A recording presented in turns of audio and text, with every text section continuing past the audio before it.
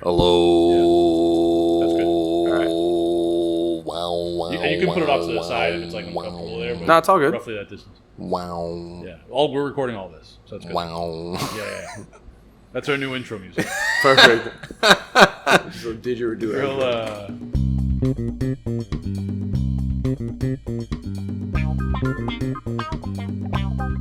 Welcome to Pan Con Podcast. Mike is done fucking with the microphone. Wow. And there it is. He brought his didgeridoo today. We are recording at Chug's Diner, maybe for the last time before you open. Probably, possibly, who knows? Yeah, I mean, barring any catastrophic apocalyptic things, we are opening in, what day is today? Wednesday? First? A week from today. Yeah. So, probably the last time we do this before you open. Mm-hmm. Except this time, unlike the last time we did this, where it was just me and Mike talking about Chug's at Chug's, we are joined by special guest Giorgio Rapicavoli. Mike, I'm going to let you do the introduction things, and I'm going to see when you decide to throw to a little and now a word from our sponsorship. Sure.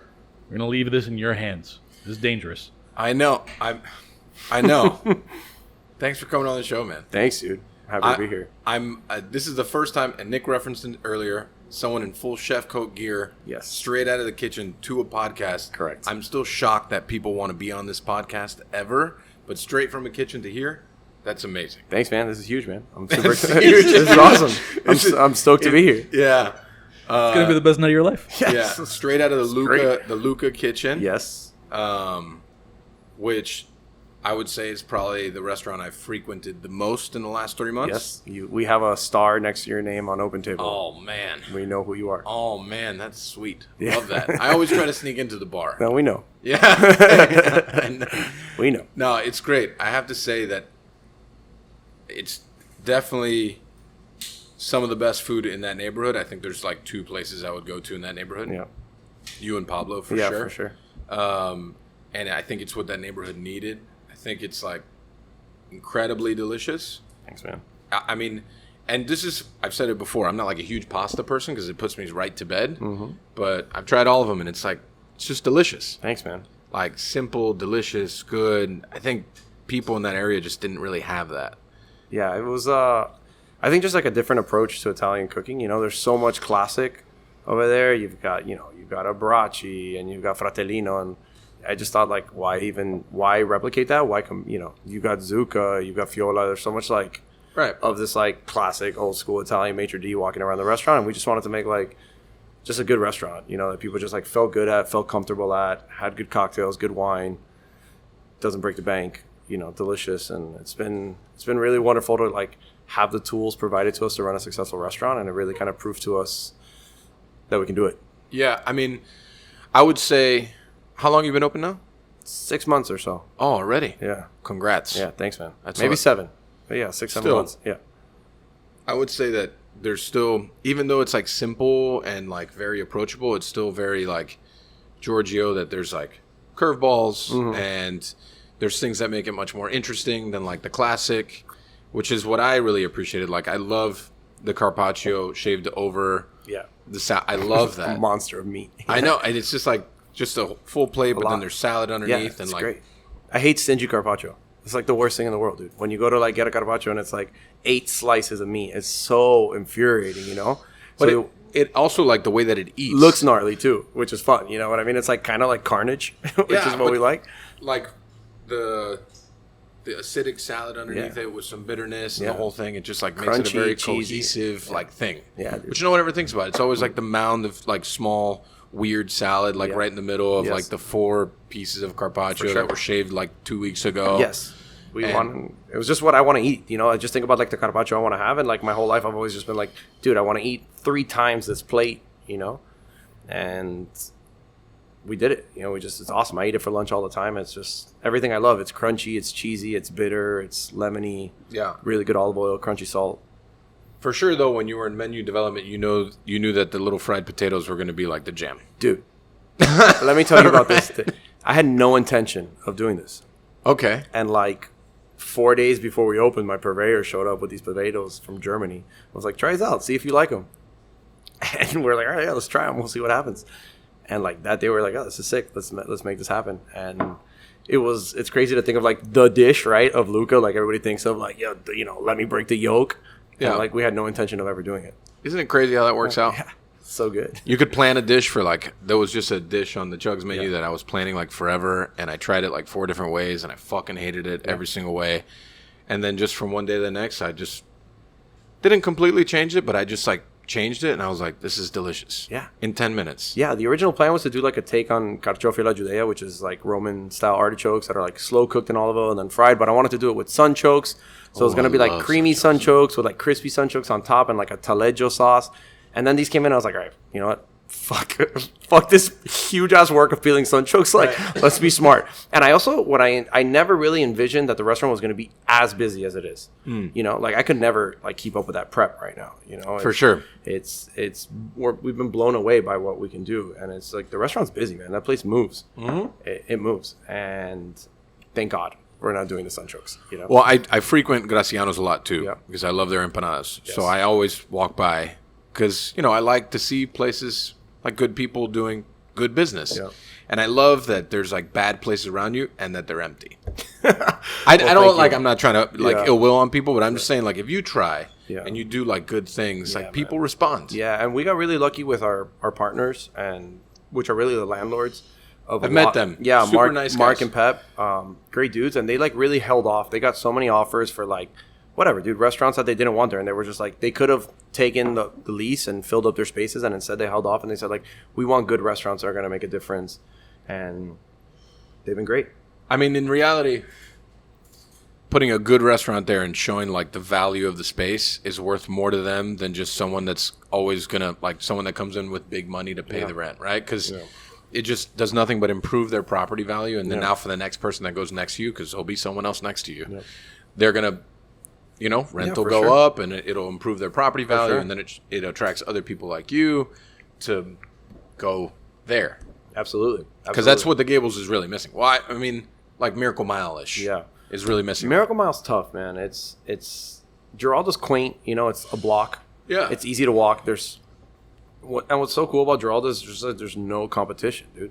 You know what I mean? There's like high-end Mexican and easy tacos and burgers and Vietnamese and Thai and sandwiches and it's well laid out. One Italian and well laid out. There's nobody competing with anybody. That's great. Yeah, I mean, so I used to work on Giralda because I opened the local. Wow. Yeah, I was the first sous chef of the local.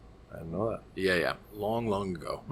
And so I knew that area super well. And when there was good food at the local, because there was for a good amount of time when I was there, and then when Phil was there after. Yeah.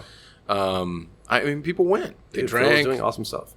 Cocktails, food, the whole thing. Like they went, they dined, they did the thing. The local was a little bit of a different dynamic, but it just proved that it was possible to do it there. Hey, Nick. Yeah. I think it's time for a word from our sponsors.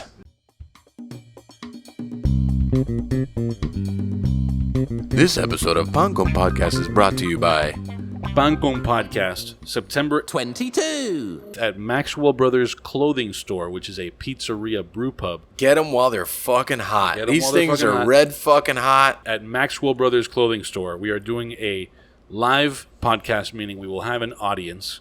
You can get tickets to watch 8th grade basketball MVP Mike Beltran in discussion, in conversation with brewer and restaurateur John Falco, as this Falco's like our guest? Him and Peter Santamaria. Peter, now that is a fucking just a gem of a human. Falco, we could do without, but it's fine. It's his we really place. Couldn't get around it. We'll let him in. Yeah. I'm looking for Falco claims that he will be making his own t-shirt cannon that ideally will also shoot pastelitos. I mean, the t-shirt cannon thing, I've been a proponent for a long time. But I don't know if you always wanted Falco to manufacture one. Well, him manufacturing anything gives me anxiety, but a lot of things do, obviously. Listen, if I trust anybody with it, it's him. He was in weapons. It's going to be Falco? He was in weapons intelligence. He's the guy. I guess you're right. He's the guy for this. If there's one thing I trust Falco with, it's making a t-shirt cannon. Yeah. I'm pretty sure that's what he was in intelligence. I think that was the deal. Okay. Maybe also other things. We'll see. I don't know, man. There will also be other things happening. We are raffling barware from Steelite. And there will, barring some kind of thing, but the plan is that you won't have to touch any tables. There will be no Mike Beltran table touch. Right. There will be a Mario Obregón rap about the food. This is fascinating. So I can't wait to. I mean, I saw what he did with black beans, and I am fucking just. I kind of want that. I want, instead of a rap, I just want like all the lights to go down and a spotlight go on Mario. Over Mario. And it just be him like kind of talking contemplatively. Yeah, about black beans. Yeah, well, let's tell people what's going to be on the menu for this event. What is going to be on this menu? I got it. Okay. So we're doing mojo garlic rolls. Yep. Right? That's one of the things you eat. Then you have that's what you do with it, yeah. Yeah. Then for the main, we have like a 3-parter, right? We're doing a what we call Nochebuena calzone, right? That's what we're doing. Yep. Maduros, lechon asado. There's some ricotta. There's some other mojo onions. Mojo onions. I think was the idea. I mean, I don't know. Yeah. We're doing pizzalitos. So it's Pastelitos and Pizza had a baby. Right. And Pastelito Papi is going to make that baby for you. Oof. And then we're doing He's going to put that baby in you? Take it easy, killer. Take it easy. This is a kid's show. We're good for the kids. Oh, is that what this is? Yeah. Sorry, and then we're doing an avocado lyonnaise. So it's an avocado salad with frisee, bacon lardons, hard-boiled egg, soft-boiled egg, green goddess dressing. And then for dessert, his team has a couple of things that they're working on that I find fascinating. I don't know if we're allowed to say this, but he's working on this incredible new ice cream concept called Crybaby. It's on Instagram already. Is it? It exists? Cool, so I could talk about it. It's called Crybaby. And Falco, myself, and his chef hatched up some pretty cool ideas that I think we're going to test in the next week or so. So, one of them was like a beer float, which was cool. This is news to Nick. As he looks at me very confused. That's okay. That's good. And then the other one was a still doing the whey caramel or no? Yeah, the other one was it's an ice cream sandwich. Okay. With whey caramel in it, coconut, ice cream. Are you okay? What are you doing? I don't know. And some other stuff. And it was the conversation was fast and furious, but it was very exciting since I'm a big fan of ice cream sandwiches and floats. Very good. So I think it's going to be a good time. I would recommend buying a ticket, obviously. Yep. So the ticket gets you the dinner. Right. Gets you a seat in the audience for this podcast while you're having that dinner. Which I'm sorry about. Apologies to everyone. Right. Gets you a cigar. Right. Thanks to Aganorsa Leaf for hooking us up on that front. They will be providing the cigars. Gets you at least one entry in this raffle of barware. A lot of nice stuff. Woo! There's going to be there's going to be stuff. Can't wait. Happening. You get a Yari. You get a Yari. You get a Yari. And then I don't know what we'll do exactly, but I know that we want to. Well, but I mean, come on, this gets you a live performance by Mario Obregón, which is, I mean, that guy is riding his Peloton every day. He looks great. He's ready to rap. I mean, he's gonna kill it. Oh man, it's gonna be huge. Huge. Man, it's been so long since we heard one of those, huh? It's the same all the time. Huge. But no, and then I was going to say I don't think that we know exactly what we're going to do, but I do want to bring something into this event that helps to raise money for recharging Cuban cell phones through Cuba Decide. We have thrown around a few ideas about what that might look like. I'm thinking that. So Peter Santamaria has agreed to contribute at least one piece of his that we might auction off. Oh, that's cool. Or raffle off or something. Yeah, that's great. And then I think maybe what we'll do with the Steelite thing is if you have a ticket, you will have an entry into that raffle, but we'll let people spend money for extra entries and send that this way. Yeah, that's cool. I mean, we're also working on a T-shirt thing for that as well. Yeah. That I get the sample T-shirt tomorrow. I'm gonna wear it on the show. I'll probably wear it to the show, and all the proceeds go to that. Yeah. So the shirt will be expensive not because I want the money, but because I want it to go to a good place. Yeah. Are we done here? Back to the show. People say, why is Houston's always so busy? One, it's an institution. Two, the food's good. And it's consistent. So good. Yeah. I mean, I love Hillstone. I think Houston's is the best.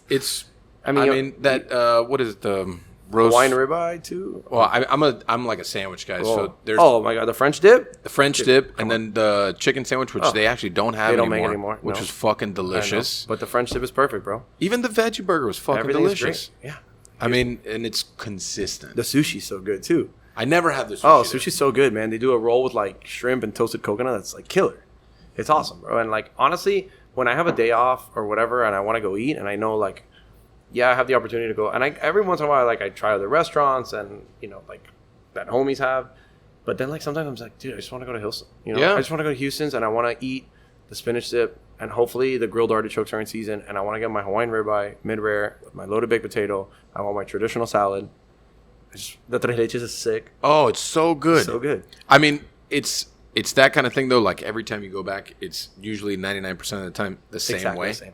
Right. And so like, also for me, when I go there, I mean, the service is awesome. You know what I mean? It's just so good. And I think for something that you and I love, which is running restaurants, to sit back and just like watch, like watch Daddy do it. Yeah, just simple things. How the copper hood, the copper hood, how all the tables are bolted in, like just all those like little thoughts. And then when you build restaurants, you realize how expensive all those little thoughts are. Like how, all the noise buffers on their own. And they have a speaker over every table so they can keep the volume low. And it's just like you still hear the music though. They haven't. Everything is thought out. And it's just so amazing. And then you go to like Palm Beach Grill, or you go to Ball Harbor Grill, or you go to the Hillstone in Aventura. Dude, it's the same. Yeah, it's the same. You go to I've been to Houston's, and other places in America, and it's just the same. It's the same, and it's pretty incredible. It is incredible. I think the only people that really appreciate it like that are operators. Yeah, it's beautiful. When you're an operator, like you just watch it, and you're like, "Fuck me, man! How the fuck do you get here?" Like it's crazy. Yeah. And then, like, if you look at it from a point of design, like, it's beautifully designed. It's super cool. Everything is perfect. There's not a scuff on anything. They have lots of money on the walls. Like, their art is very expensive. It's no joke, man. Nice. No joke. The tables are always nice. Like, I'm convinced they have, like, carpet, which is always immaculate. And I'm convinced they have, I'm not sure if this is why, but I'm convinced they have carpet so you don't hear a glass drop. Like, if something falls, you don't hear it. Oh, that's actually a really good point. Yeah. Why else have carpet? I know, I hate carpet. But theirs is perfect, and just mute the noise. Like silverware falls, like okay, a knife falls in the restaurant, you're gonna hear it. Over there, you're not gonna hear a thing. Does it drive you nuts when things fall? Because it drives me fucking bananas. Of course, bro. And as we sit in this dining room, like we did our like small like breakfast lunch, friends and family for like investors. And I just heard like 4 silverwares fall, and you can just hear it echo inside your soul and everywhere, and it just like fucking drove me nuts. You feel it in the back of your neck. Right. So 6 months in, after you guys were open for 6 months, you announced that you were going to close Eating House, which was your first baby. Your first baby. How did that feel? The time had come. The lease was up. And the time had come. I think it had run its course in a sense of the building. We couldn't really do much more. We were like at capacity. There was only so much we could do. It was super old. The kitchen was old. Like, it's hard when people are like, oh, but the food was so good. But yeah, I understand that. But like, it frustrated me to go to work every day. Yeah. And see the walls and see the ceiling and see the floors. So it's tough for your baby to be like that. Yeah. And imagine like we opened that place up with $75,000, Me and my partner, we just put, $37,500 on the table and said, like, let's do this. And we painted it ourselves. We built the table ourselves, but this was almost 10 years ago when 10 years ago was like what? Us and Pub Belly. Yeah. That was it. And like, we were both kind of like the young operators, Edison light bulbs everywhere. Right. You know what I mean? Like, that was it. So we tried and we did everything we could. And it ran it, 10 years for anywhere is amazing. Oh, that's 10 years in Miami on the corner of like 8th and Ponce next to a body shop and a gym is wild, dude. It's a run. Yeah, it's a run, man. And and we're coming back. So I was about to say, and we can edit it out. No, we don't have to. We'll make it here. Oh man, I love this. Let's make the announcement. Breaking news. Breaking news. Hold on, I need another drink. Hold on. Yes. I need the breaking news drink. Do we have breaking news music? Like sound effects?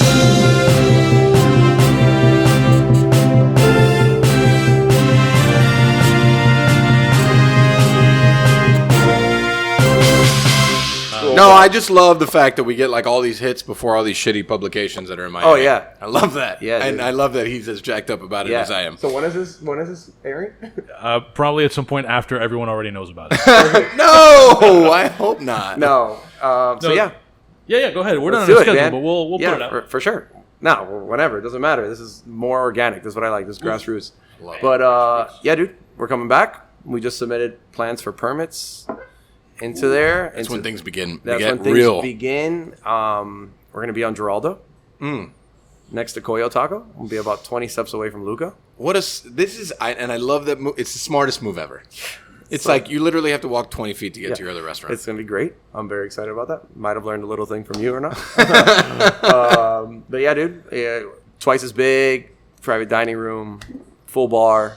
Oh, that's where it's at. Yeah, like today we're making cocktails already at Luca, just like planning already for like the drinks we're gonna make, which are gonna be really fun. I'm very involved in the cocktail making process. I really enjoy it. Same. Yeah, dude. Me too. Yeah, and I think also we know what's in the restaurant already.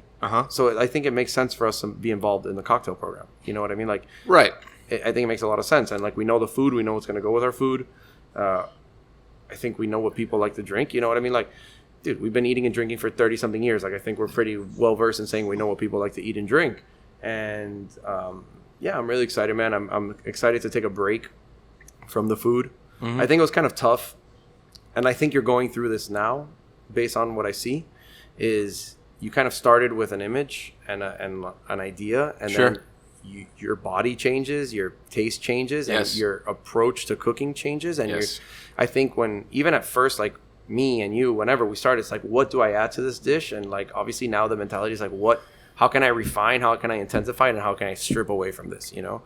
And I see it in your food, and I feel you, because you've been open at Aria for what, 4 years? We turned 6 January 14th. Okay. So, 5-6 years into Eating House, my food changed too, you know what I mean? And it was very hard, I think, for us when we opened. I was 26 years old, and we were like the fucking stoner spot, whatever. Right. And it was like, I just don't want to fucking cook like this anymore, dude. Yeah. You know what I mean? Like, I just don't want to make this food. But you also have to run a business, And it was like every cent that was made in that restaurant, like, happened to be because of what we did. And if it was bringing people back, that's what we had to do. And, we obviously had a lot of fun. We've done hundreds upon hundreds of dishes in that restaurant.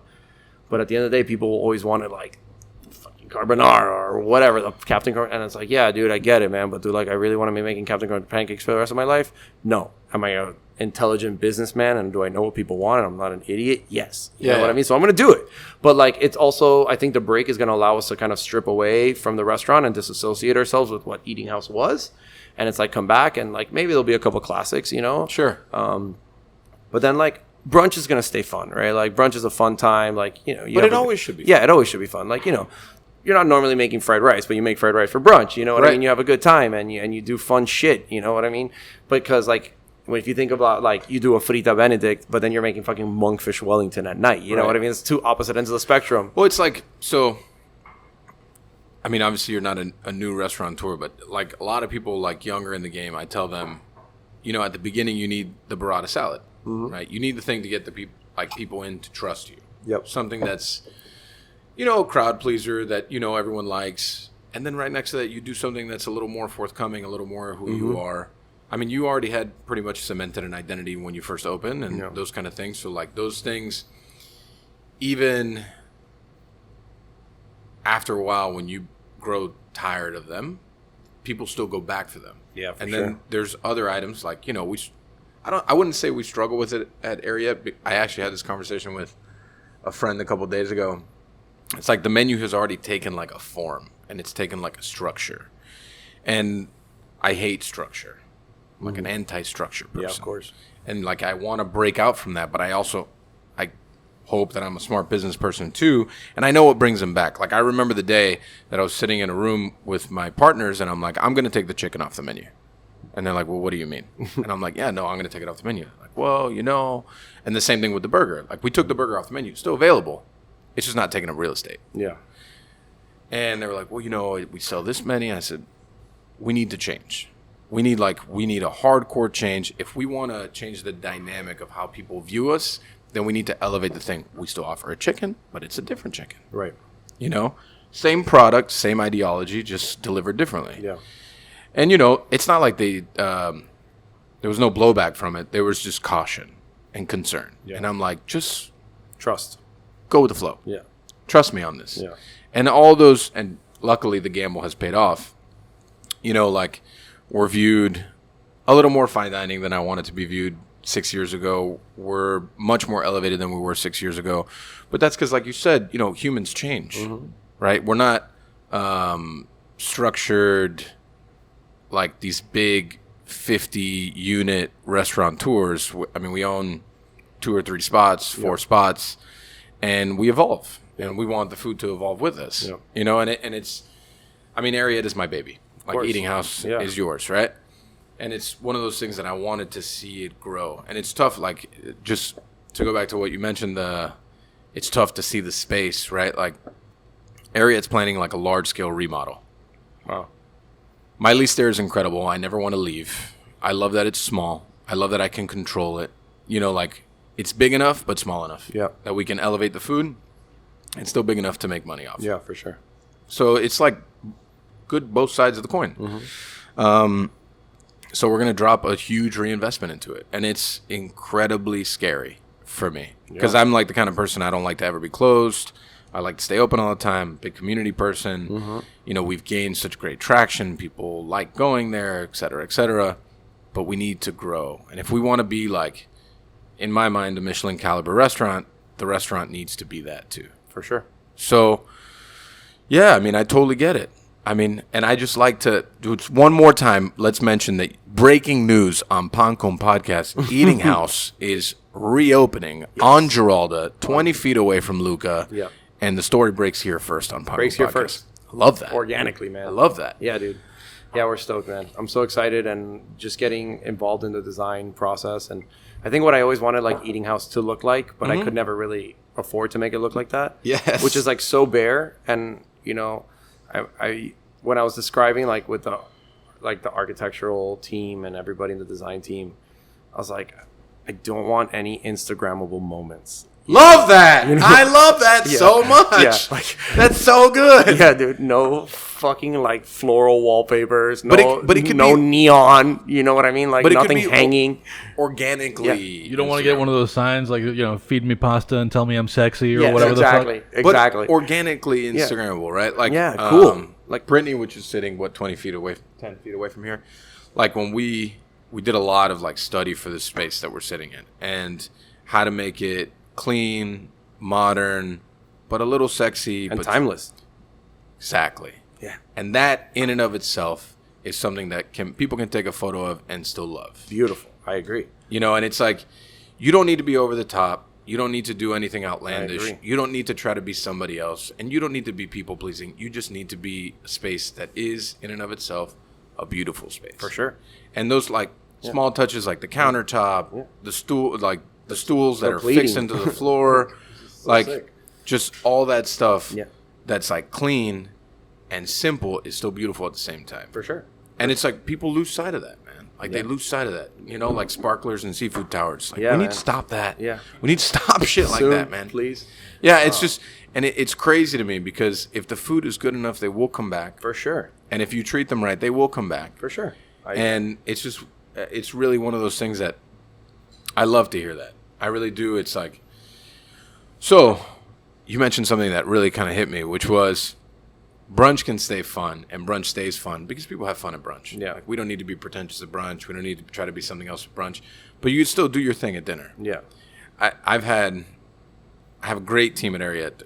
incredibly talented, super hardworking, but they just kind of like don't get that sometimes. Yeah. And I'm just like, are we doing duck presses at brunch? No, we're not. We're doing Benedicts. Just make the Benedict fun. We're doing fried rice. Just make it fun. We're doing masitas. Just do it with duck. Like, just, like fun Cool stuff. shit, yeah. People don't want to be, like, challenged at brunch. They just want to, have some fucking drinks and, like, eat. Eat and get full and yummy and Right. Go and home then go happy. home and then get ready to go to work the next day. Yeah. I find that very interesting because I've actually never had that conversation with someone else that, like, gets that fact. Yeah, I think something we always tried to, like an approach we always had to dinner and brunch was, like, dinner was always, like, why? Why are we doing this? Why are we putting this in the dish? And brunch was just, why not? That's a good way to put it. Yeah, like, let's just have fun, dude. It was big and yummy and just people loved it, and it pays the bills, dude. That's right. Pays the I bills, always tell man. them when they bitch about brunch, I'm like, I tell them the average that we do per week per brunch. I was like, can your labor costs at dinner and your food costs at dinner survive without this money? And the answer is always no. And they're just like, okay, I'm going to shut the fuck up now. Yeah. Like, this is, you got to... Like, I'll have a $15 cocktail at dinner, or I'll have, like, 6 $11 mimosas. right. Like, let's really, like, approach this properly. So, talk to me about the evolution of Luca. Yeah, man. So I think what's been so fun at Luca... Well, tell me the name first. Yeah, after my son. Great. Named after my son, yeah. And, we approached it with, like, Osteria in a sense of, like, just easygoing, traditionally it's like a wine bar, right? Like in Italy, like the term is very loose. Obviously, I figured in my head, like, if Osteria Francescana can use it, I was going to like, say why same not, thing. Right. So we wanted it not to be like Osteria Luca. We really wanted it to be like Luca, like the name, and like Osteria is like kind of describes like what it is. And I think what's been like so fun at Luca is people coming that have been to Eating House for 10 years and being like, dude, I didn't know you could cook like this. Right. And I just also have never, and in my head I'm just like, it's weird to say, but like, yes, because Eating House never let me. You know what I mean? I get it. People wanted it, and that's what it was. And it was like, oh, 420 and this and all the fun menus and all the random shit. And like, this is what I want to cook now. You know what I mean? Like, I'm 35 years old. I just love good, simple food, and I just want to enjoy things properly. And what's like, I heard a dude from like a Scandinavian chef talking, and he made like, he said something that was like so smart, and it hit me so well when he said like, being a chef is part being creator and also curator.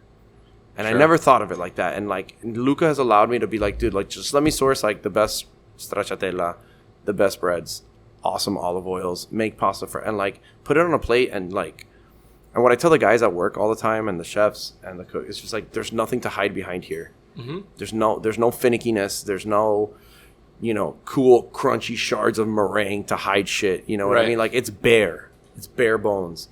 And there's no protection, right? Like, when you go on the plate, like, maybe I'll put some Maldon salt and really good quality olive oil, but other than that, like, my faith is in your hands, right? Like, my trust, my life is in your hands. Well, I mean, I really think that simplicity in food is actually the hardest to execute because For sure. it takes like a subtle hand and knowledge to actually execute it. Yeah. I'll tell you, for me, the food I've enjoyed from you the most has been this because I feel like as chefs, we enjoy simplicity even more. For sure. I mean, I know for me, I either love like super ratchet, like Flanagan's, chicken stickers. Rib rolls, baby. We just talked about it, subs, etc. Oh, You know, fucking steak bombs. oof, so good.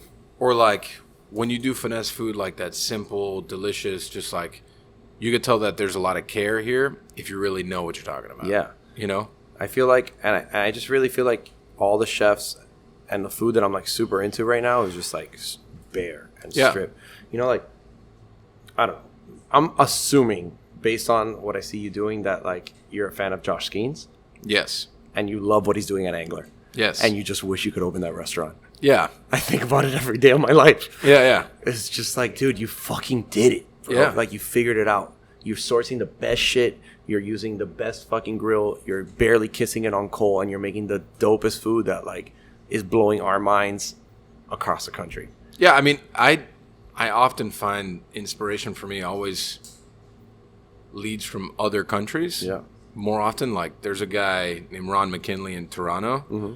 Man, our food is eerily similar. Yeah. It's crazy. Like we'll do a dish, and it's almost like they do a dish simultaneously at the same time. Yeah. It's nuts, and it's just like there's interesting technique, but there's so little on the plate that you just focus on like the product and the technique, and there's nothing to hide behind. I love like it. it's just like very focused. Yeah, man. And that's what I like. It's also, since I mean, you know, the struggle of working within a very difficult kitchen to work in is that then does it work in our kitchen? Correct. I Can think about that we- all the time. can we execute? Can we execute it? I'm trying to come up with like a new pasta in my head, thinking about like what will work when I'm making 160 pastas a night with 1.5 people on pasta station. Right. Well, yeah, I mean, and that in today's world, that's even more difficult, right? Yeah. Because another thing I tell my team often is like, you have to put people in the position to be successful, right? Because if it's like that David Carr syndrome, like you put David Carr his first rookie year behind no O-line, he gets sacked 50 times, never the same quarterback, same way. Yeah. Same shit goes for line cooks. Yeah. If you set them up to fail, you can make it hard. But if you set them up to fail, they're never going to succeed. Never. You let them fail some. You let them learn their lesson. Of course. And then you coach them on how to get better. But you have to set the food up so they can be successful. For sure. Because if they're successful, the restaurant's successful, and then you are successful too. And it's like, it's just crazy. I'll tell you, from 6 years ago to today, it's like I'm obviously the polar opposite of a human. Me too. But it's like you think about. There's a joke within like especially the two chefs I have at Ariete. It's always like the 2 a.m. text that starts with "Hear me out." All right, check me out. Hear me out. Yeah. What about this, this, and this? And then I'll get the text the next morning. I was like, but what about that? And how's that going to be on this station? And then what's going to happen with this? And then I'll be like, Yeah. they have a point. Yeah. And then then it starts a whole conversation. And it starts like, but I love that, man. Yeah. I love having like-minded people at a table that are super passionate and that care so much that they want to figure it out. Sometimes it doesn't get figured out. Yeah. And sometimes we're like, fucked. Like we just simply can't do that dish because Yeah. it's not going to happen. But think about it in the perspective, and you would probably agree, from like 6 years ago to now. Before I would just be like, well, I'm working saute today, so I'm going to have 3 dishes today. And I'm just going to fuck myself all shift. Yeah. But then tomorrow, I'm going to have to do it again. Yeah. You know what I'm saying? Sure. And now it's just like a totally different thought process, really thinking things through from like the base all the way up to the top. Oh, yeah. And then sourcing, ordering, consistency, the product. It's like mind-bending. Yeah, man. We talk about it all the time. Like, I remember you're like, my chef's on, he's either sick or whatever, and I'm working the line tonight, Like, we had a couple restaurants and we're still working the line. Which is good, man, to get thrown in the trenches. And, like, what better person than, like, the leader to reevaluate the station, maybe? Or, like, For sure. dude, maybe put this in here or whatever it may be. And it's been good, man. I've really been enjoying getting back into it and cooking a lot again. Good. I'm on the line a couple nights a week. Right now, honestly, for my chef and my sous chef to have a day off, it's me. Yeah. And it's fine. I really enjoy it. And it's been good. It's also kind of rewarding too to like maybe not been cooking for so long and to go back in there and be like, all right, I still got it. Oh, yeah. I think that's huge. And it's like, the crew knows. They're like, all right, chef's on pasta. Like, make sure your fucking tables are set up properly. You know Right. what I mean? And like fire properly because food's gonna come out fast. And Yeah. like when they know that, instead of it being like, I remember when I was growing up, like when chef got on the line, it was a fucking nightmare, dude. I have to clean behind him. It was gonna be a mess. It was gonna be a disaster. Like my goal is to like not do that. And like I look back and I think of like, I was a fucking nightmare to work for, bro. You know what I mean? Like, Same. Yeah, dude. A lot of people would still agree. A lot of people would agree. And, I was a fucking nightmare, dude, because, it was 2012. It was, like I said, it was me and Mendina. I was like the fucking hot kid on the block. I was a fucking egomaniac, dude. I was Yeah. a fucking maniac. But it was also like, I had to, right? Like there was no investors. There was nobody else. Like if this didn't run and this didn't continue, like it was going to crumble. And Well, I was about to say, so I'm still very tough to work for. I will say that. There's full disclaimer. I don't have a problem saying that. But I think like the difference between back then to now was like I felt like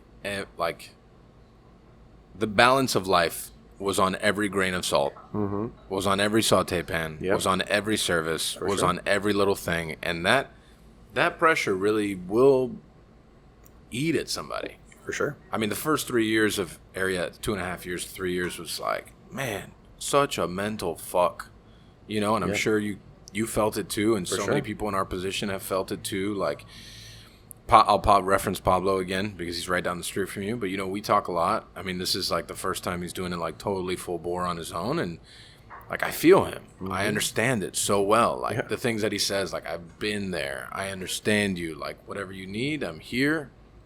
For As sure. a soundboard. I Yeah. got you. Like, but I think that communication and that like connectivity within the community is what will help us grow as a city. Yeah. You know, like helping each other out, being there for each other, and like doing, you know, I mean, the competition part is cool, but Yeah, because we thrive on it, you know? right. It's just there's so much value there in like helping other people that are going through things that you've been through, that I've been through, that For other sure. like Mendin's a great example. Like Mendin's like an older brother to me. Yeah, man. Fucking love He's like that the guy. OG. He's the OG of the OGs. Yeah. And he'll tell me things like, you know, when I did this was wrong. When I did this was right. And you should do things like this and think about that. And we're like, you know, I never thought about that. Yeah. I mean, he's been in the game a lot longer than I have. Yeah. He actually was like the architect of the restaurant 20 feet away, if you think about it, between Yeah, Pub for Belly sure. and Pub Belly Like Sushi. Barceloneta. Right. Yeah. I mean, that whole strip was his. Yeah. So, I mean, the whole back alley connected all of them. Yeah. You know, and I think it's impressive. For sure. To see like you've done it now for 10 years, seen that evolution in 10 years of the city as a whole, and then now doing it again. So go back to the menu of Luca. Yeah. All right. How many menu items do you have now? In total? Yeah. Man. 30-ish? Yeah. I mean, it's a good number. I always Yeah. feel good around like 25 to Yeah. 30-ish. Yeah. We have like 8 pastas, like 5, 6, you know, like secondi, so like mains, and yeah, probably like 15, 16 antipasti. You know, a lot of, but also like, yes, we say dishes, but like, you know, a lot of them are smartly executed. Olives, whatever, stracciatella, simple things, a panzanella. The lardo on bread. Lardo on bread is Love yummy. that thing. Yeah, super good, easy. Crush that. Crushed, Last sourced. time I went, I yeah. fucking annihilated Yeah, that thing. sourced well. You know, it's super good. It's easy. The bread's from... Sullivan Street Bakery. Great. Yeah, which I love a lot. It's probably some of my favorite. I'm not like crazy about like super sourdough mothery bread, Right. and I like theirs because it's just like an Italian approach to bread. It's just like, But it charred can, well. if it's super sourdoughy, it could own the dish. Yeah, it takes over. Right. You know, like for example, I love Sullivan Street, but I don't use their Pullman bread because it's sourdough. You know what I mean? So like in most of the cases, like it doesn't work for croutons or whatever it is. So we use a brioche, whatever it may be. So yeah, there's certain things that I love from them, but there's things that like I love that bread in the right context. Like I would kill a BLT on that, but like it just doesn't work in my restaurant. Sure. So we source well. We get like 85% of the products from like one Italian purveyor, which is lovely. You know, That's always nice. it's awesome. You know, we use obviously like GFS for like the things we need to, and we work with like a produce company called Scalisi, which works really well. They do good. They do really well for us, and it's been great. You know, I got really lucky at Luca, in a sense that my chef de cuisine Diego, that's at Luca, was my chef I de know cuisine. Diego. He's fucking great, man. Yeah. He's great. I interviewed Diego. Yeah, Yeah, he's I the man. fucking... he's amazing. Yeah, he worked at Eating House for like 3 years, and then was like, I was in Italy, dude, and I got a call from my partner Alex. He's like, bro, bad news, Diego's leaving us. I'm like, shit, what the fuck happened? He's like, he's gonna go open up a restaurant for Thomas Keller. I was like, all right, cool, like Get that's it. awesome. Yeah, sweet, Yeah, I I get would it. too, you know. So it was amazing that it's like I got this like hyper creative chef that had worked for. I hired Diego off resume. You know, he worked at this restaurant in DC called Rogue 24, which was Oh. like a super cool 24-course tasting menu. I was like, you worked here? He's like, yeah, you know what? Nobody in Miami knows. I was like, all right, cool, you're hired. You know, like, come on board. And then he worked for Jose Andres. He had like a great resume, super talented. And then he like went to open up the Surf Club and like got refined. You know what I mean? Yeah. So it was like amazing for us. So I have this like chef that's hyper creative, but then also has like all this technique that he brought from the Surf Club, which is sick. You know, Sick. It's, like, Actually, sick. my chef de cuisine is from the Surf Club also. Yeah, sick. Yeah. The food they're doing at the Surf Club is super sick. Like that's Manny is one of my favorite people, yeah, too. dude. The Surf Club's so cool. He's such a great human being, and his food is so Just good. so cool. And I love that food like that is like in now. You know? Yeah, I mean, but it's like what you mentioned earlier. It's timeless. Yeah, it's right? so cool that people are like stoked to make food like this. Like, you know, I would go back to like Josh Skeens. That's just like, yeah, I'm just gonna serve you like the best fucking roasted chicken on a plate and cool tweezers, like cool little tongs with like chicken feet on it, and like right, and it's simple. And it's just food I want to eat. I think about like how I want to eat that, and like that's a battle for me too. When I think about like what I'm going to do at Eating House, is like that's what I want. Like food like that is what I want to cook, just like simple, delicious. But like, are people like still expecting Eating House to be like this like over the top like flavor bomb of like this, you know, conglomerate of cultures? And like, I think that the break is going to be cool enough to like come back and be like, this is, but this I is think who we are now. I mean, you have your versions of the burrata salad, right? Yeah. The things that people come back for, Yeah. and then the new version of Exactly. something different. Yeah, for sure. You get them in with like a thing. I remember when Ariat changed the original foie. It's still the foie, but it just changed like a couple small touches to it. And there was some hesitation, but I was like, we're just going to ride. Yeah. We're going to ride with it. Yeah. I believe in it. I think people will get it. And we refined the dish, and it's a beautiful dish, and people got it. Yeah. You know, and it's just like, I'm a true believer in like the people that are very good, just be who you are, and like and people will get it. Yeah, because for people sure. already have a trust with you. Yeah, for sure. And I think having Luca is going to help in a sense to say like, all right, he can cook light, he can cook easy, he can cook clean, you know, and like to take that to Eating House and like approach it and meet in the middle, I think is going to be the move for it. I do feel though, like Luca, and obviously, I mean, you saw the traffic at Eating House more, but the food at Luca, I think, adheres to people to eat there more than once a week. For sure. The food at Eating House was like more An like event. right? Yeah. So, if there's a new approach to Eating House, and the name itself Yeah. lends itself to just be like Food. right. Yeah. There's no pigeonhole of like a concept. Yeah. You know, it's just like this is food. Yeah. Yeah. And I think too, like even myself, like if I were to have like Luca or Eating House when it was still open as an option for dinner, like I'm going Luca. You know what I mean? Like just like whether it's Italian or not, that's just like the food I want to eat. It's the food I want to cook, and I think it's gonna allow us. Like we're gonna be pasta makes money, which we've learned. You know, For sure. So we're gonna do pastas at Eating House, but they're not gonna be like hyper Italian. You know, it'll be fun. It'll give us some like leeway to like have fun with the pasta. You know, and like just not necessarily like at Luca we do pretty much like classics. You know what I mean? Like we do the matriciana and the cacio e pepe, which is our way, right? Like our take on the classics, but they're still classics. Like The short rib bolognese, bolognese, yeah, which is delicious. Yeah, it's good. And Big fan of you know, again, I went to Francescana when I had the bolognese there. It wasn't ground; it was like cut, and I was like, all right, like let me approach this to it. And I think the reason at least I love it, which is something again like from what my mom does, which is just like a take on her recipe, is that she adds nutmeg to it, which is like not super classic in bolognese. We add nutmeg, but then we also add like a mortadella pate to it at the end, which we finish it with, which is like to me, like when the homies are in, I'm like, all right, I need this one 50-50, like equal parts bolognese and mortadella This pate. shit's delicious. Yeah, it's fire. It's good. Fucking love and it. like my thing too when I eat bolognese at restaurants, sometimes it's like I hate when it's like watery and red, and I wanted it to be like unctuous, dude. Like I want you to like. I'm also like not a fan of dainty pasta. Like, dude, I want to fucking eat. You know what I mean? Right. Like, you know, when like people in Italy talk about like a 50-gram portion of pasta, like fuck off. You know what I mean? Like maybe 50 grams of parmigiano. Like right? Like I want to fucking eat, dude. I mean, it's listen, here things are bigger. Yeah. Right, and we eat bigger. Yeah. And like when I look at the bolognese, I mean, I could share that. I can order something else. I can like. There's a lot of options with that thing. It's like I know if I crush that whole thing, I'm gonna fall asleep. Right there. Yeah. But I love that too, though. For I sure. know what I'm getting myself into. Yeah. You know. And what I like about Luca too is that like you can come with a 4-top and order a bunch of shit and share, or you can also just sit at the bar and be like, dude, give me a glass of wine. I'm gonna have a plate of pasta. I'm gonna go. And I know that's cool. my move is the spagliato. Yep. I'll always get something on toast, and then I'll get another app. Yeah. Unless I like, and when I go for dinner out, like it's always like that's a little more involved. For sure. And again, I think a big part of the menu too is like we have a lot of vegetable dishes, and at Eating House we had a lot of vegetarian dishes as well, Yeah. which was important to me.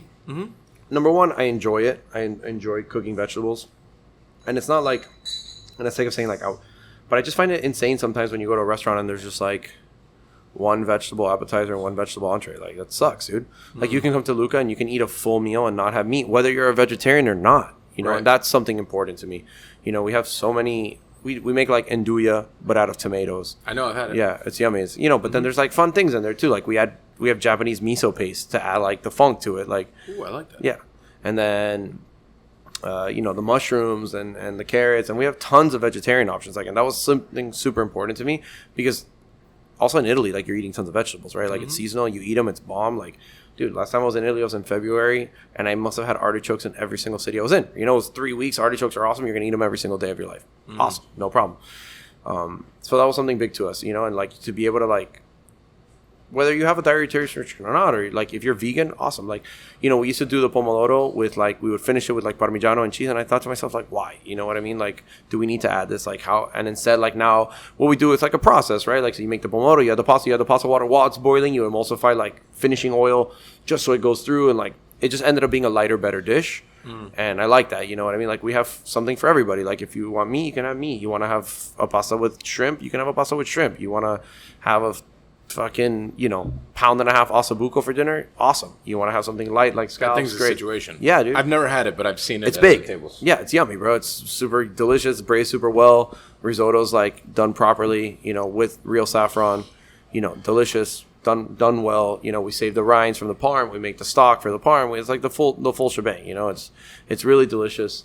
But then again, you can have something super easy, like you can come and have some great stracciatella or andouille, and you can have a panzanella, you know, even as a meat, like you can eat a carpaccio, you know, it's great. I love that thing. Yeah, I love I eat it all the time. It's just so yummy, and I just think to myself, like, have a great cocktail, have a carpaccio, maybe a pasta if you want, or not even, you know what I mean? Like, come and just eat light, eat cold, have a whole cold meal. Like, why does it have to be hot? And that was something big to us that we really wanted to do when we opened. And again, it's just like great products on plates. Isn't it crazy though, putting all that thought process into 30 dishes only? Yeah. Because I always, and I reference this shit a lot too. Is like, I'm a big Springsteen fan. So like, when you think of like when he did Born to Run, like he wrote like 100 tracks and he boiled it down to 10. How do you edit that? How do you edit that? Right. It's so tough. It's like, man, this Chugs menu used to have like 80 items on it, Yep. and then now it's down to 26. And it's like, how do you boil 80 items that you think are going to please the masses down to 26? Yeah.